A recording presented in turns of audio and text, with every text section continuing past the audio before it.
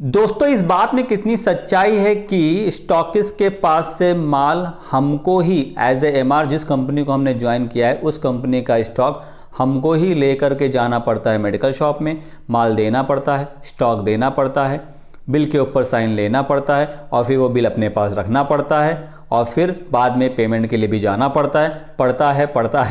तो ऐसा क्या होता है क्या? तो हाँ दोस्तों ऐसा होता है, लेकिन किस कंडीशन में, कैसे होता है, कितनी सच्चाई है, हम इस पे ही करने जा रहे हैं बात। मान लीजिए आपने कंपनी ज्वाइन की और आपके 120, 150, 180, 200, 220 जो भी डॉक्टर लिस्ट हो, आपने वर्किंग स्टार्ट कर दिया, आपका सेल बढ़ रहा है, ऑलरेडी माल जा रहा है।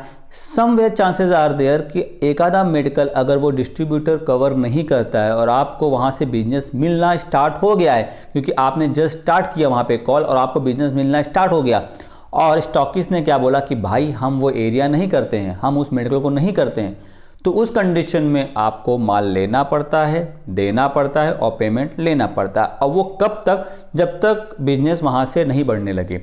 और एक बार वहाँ से बिजनेस ग्रोथ दिखने लगती है तो डिस्ट्रीब्यूटर खुद अपने बंदे को वहाँ भेजता है, कवर करता है और बोलता है कि जाके वहाँ से ऑर्डर निकालो। समझे आप लोग?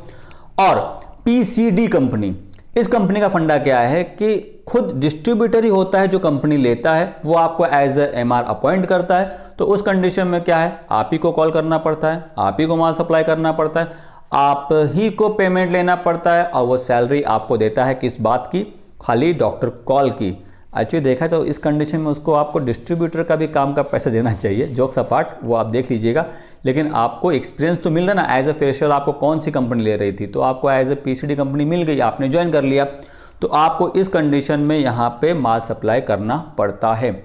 कभी कभी कैसा होता है कि इंटीरियर माइक्रो इंटीरियर बहुत दूर हो जाते हैं कि जिसको भी स्टॉकिस्ट कवर नहीं करता है और आप बिजनेस पाने के लिए, और सेल्स का प्रेशर तो रहता ही रहता है ना, तो इसके लिए आपको वहाँ से ऑर्डर मिलती है तो आप वहाँ माल सप्लाई करते हैं। तो उस कंडीशन में ये रिस्पॉन्सिबिलिटी आपकी ही होती है।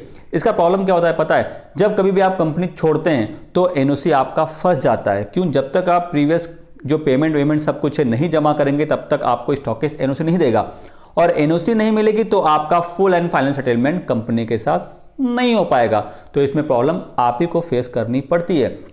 तो इसीलिए जितना हो सके उतना डॉक्टर पे फोकस करें, माल सप्लाई के चक्कर में ना पड़े। ज़्यादा प्रॉब्लम आ रही है एबीएम को बताइए, आरएसएम को बताइए, अगर प्रॉब्लम है तो उसका सोल्यूशन भी है। फिर कंपनी क्या कर सकेगी? अगर वो डिस्ट्रीब्यूटर प्रॉपर वे में नहीं कवर कर रहा है एरिया, तो दूसरा भी स्टॉकिस्ट अपॉइंट करती है, तीसरा भी करती है, क्योंकि बड़ी बड़ी कंपनियों को लेने के लिए हर स्टॉकिस्ट बैठा हुआ है कि हमको दे दो, हम रन करने के लिए बैठे हैं। तो ऐसा कहीं कहीं कंडीशन में होता है, तो उस कंडीशन में आपको प्रॉब्लम फेस करनी पड़ सकती है। आज समझो दोस्तों, एनी कन्फ्यूजन, एनी डाउट? तो दोस्तों इसी तरीके के इन्फॉर्मेटिव वीडियो देखने के लिए आपको मेरे चैनल को क्या करना पड़ेगा? लाइक तो करना पड़ेगा।